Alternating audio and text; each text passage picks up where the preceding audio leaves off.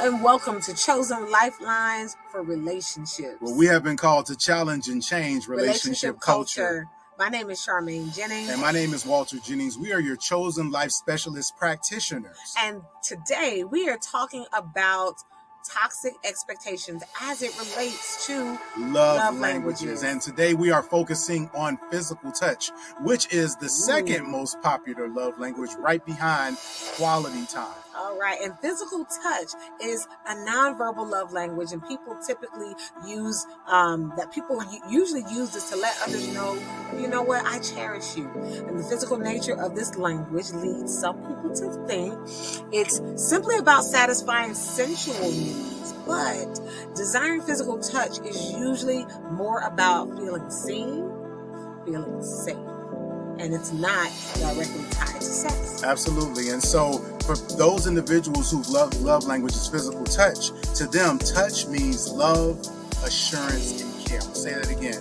To those individuals whose love language is physical touch, touch means love, assurance, and care. And so when physical touch is great, it's great, right? But there are moments where it can become toxic when we are not fully aware of the needs, wants, and desires of the receiver of a physical touch, and or if I'm a giver and I need some coaching, right? To be able to make sure that I'm fully in alignment with what my partner needs and auditing my intention. And so some of the safety measures that go into making sure physical touch stays safe. Whether you are the giver or the receiver. Right. And so to keep it safe, assuring and making sure that you're cherishing your partner, you have to do this. You have to make sure that when you are in doubt, don't assume, ask. Having good intentions are not enough. If you are the receiver, you need to ask for exactly what you need and be specific. If you are the giver, then you want to ask exactly what you need to provide, or if you are intending to provide something, getting clarity on it exactly if that is what the receiver needs in that moment. By assuming, you can oftentimes do more harm than good.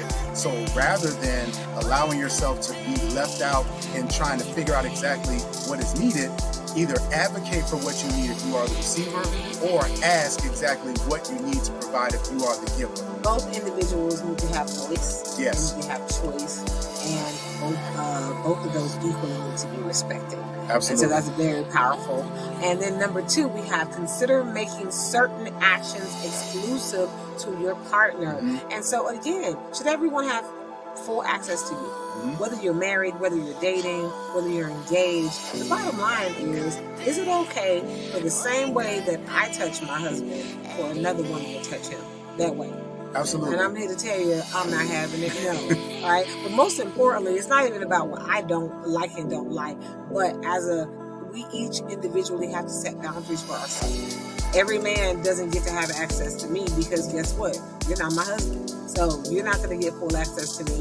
You don't get to touch me in a certain way, in certain areas. And it also is a great opportunity to talk about consent, to make sure that each and every time before you engage in physical touch, that you get consent from your partner, even if it's on a platonic level with individuals that you work with or out in the community, to make sure that you get consent, because a yes today does not necessarily mean a yes tomorrow.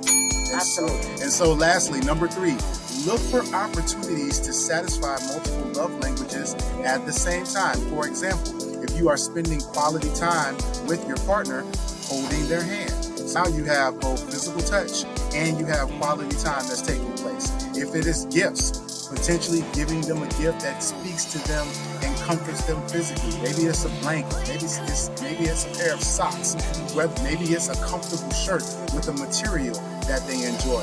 If it's words of affirmation, one of the things that Charmaine does that I really love and appreciate is that when she is affirming me, she puts her hand on my heart.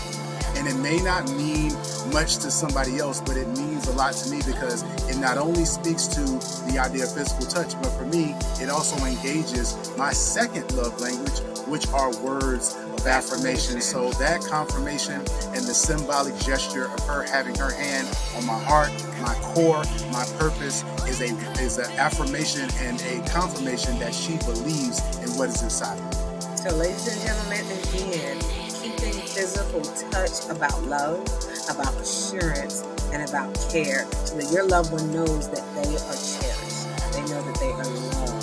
So it's not all about sex. And so don't make it all about sex, right?